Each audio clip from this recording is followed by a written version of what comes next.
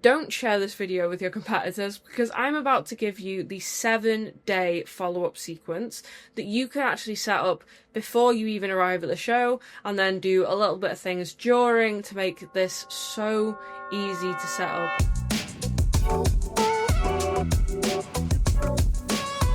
Hi, I'm Sara-Mai, Managing Director here at Madre. Madre is a B2B marketing agency specifically created for the automotive aftermarket.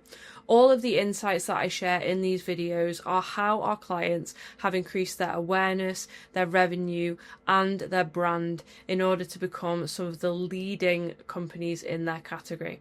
I hope that you find these insights valuable. So today in this episode of our 30-day exhibition series, I wanted to talk about the most crucial part of exhibitions, which is the follow-up.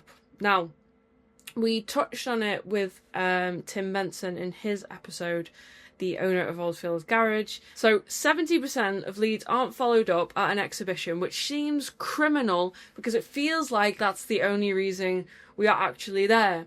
So don't share this video with your competitors because I'm about to give you the 7-day follow-up sequence that you can actually set up before you even arrive at the show, and then do a little bit of things during to make this so easy to set up.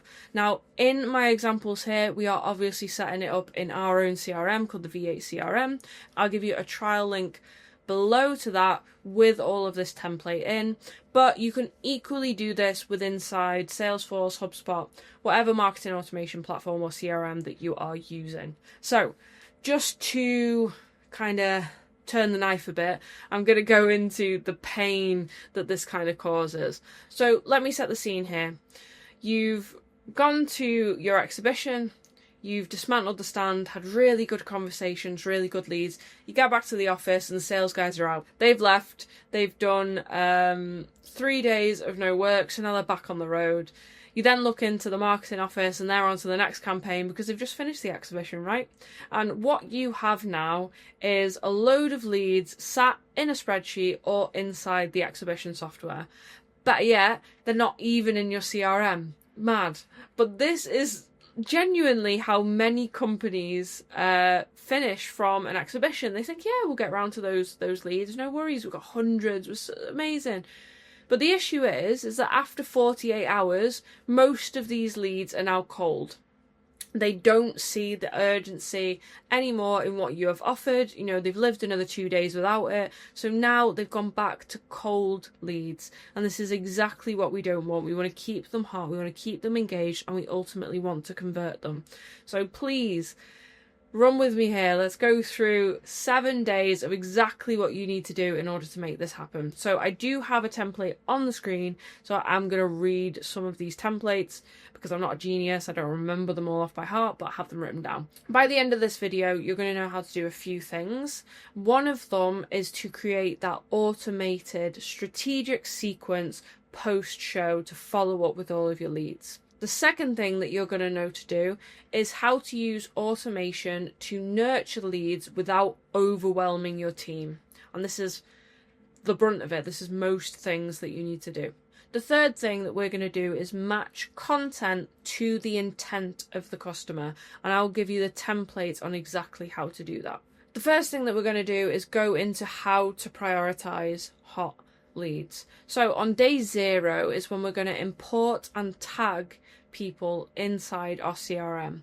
So for example, what you would want to do is create a tag that has the event name. So for example, we're going to Automechanika in June, visit us there. And then you want cold, warm or hot. So this is just a description of where they are at in terms of their journey to buying your product.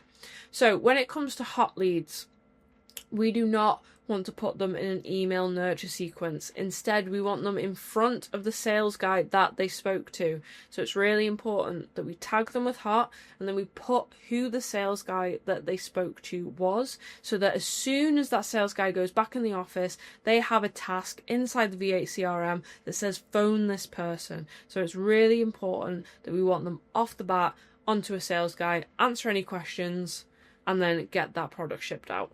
And the reason for this is that the longer that you wait, the colder that they get. So like I said, within 48 hours, they've literally forgotten what they've had for breakfast. They do not remember Automechanika. They don't remember speaking to you at the stand. They spoke to so many people, and the only thing they actually remember is how great the chips were. So from there, we want to get into day one. And day one is going to be a thank you email. So it's going to go a bit like this. It's going to say, hi name. So, hi Dave.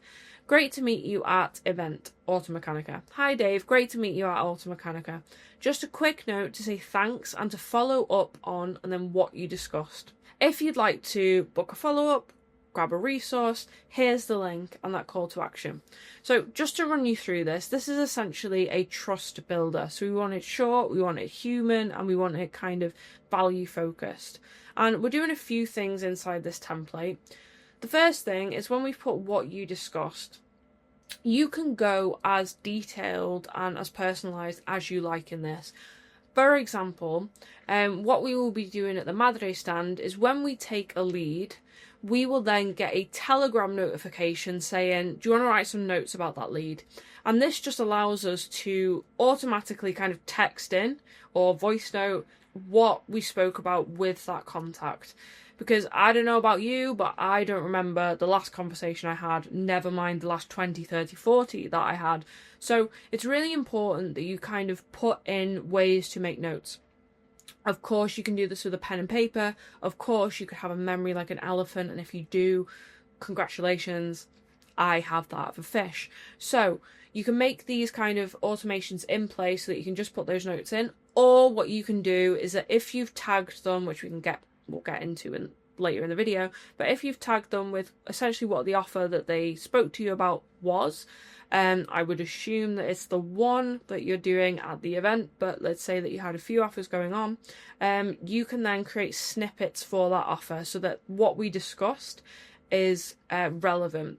Now, we do have other videos, just to plug it, about how to make a script and how to make an offer. So most of the conversations that you have on the stand should be repeatable and they should be conversion focused so that this then makes sense. So just to run you through it, I would say, hi Dave, great to meet you at Automechanika. Just a quick note to say thanks and to follow up about the ADAS kit that we had spoken about. And this could be like issues that they had based on your script. If you'd like to book a demo, then here's the link. The next thing that I want to point out here is that call to action. And that call to action should be one, okay? I know that you do loads of things. I know they're all great. But the issue is if you don't put one call to action and you put 2, 3, 4, you are confusing the prospect. And what happens when you confuse them is it doesn't mean that they click on the one that's the most relevant to them. No, instead they click off and they go watch something else. So it's really important that you put one call to action here that is detailed, easy, they click, they know what they're getting. So what we want to do here, just to summarise, is we want to use their name, we want to reference what we spoke about, and then we want a clear call to action in order to get those instant conversions.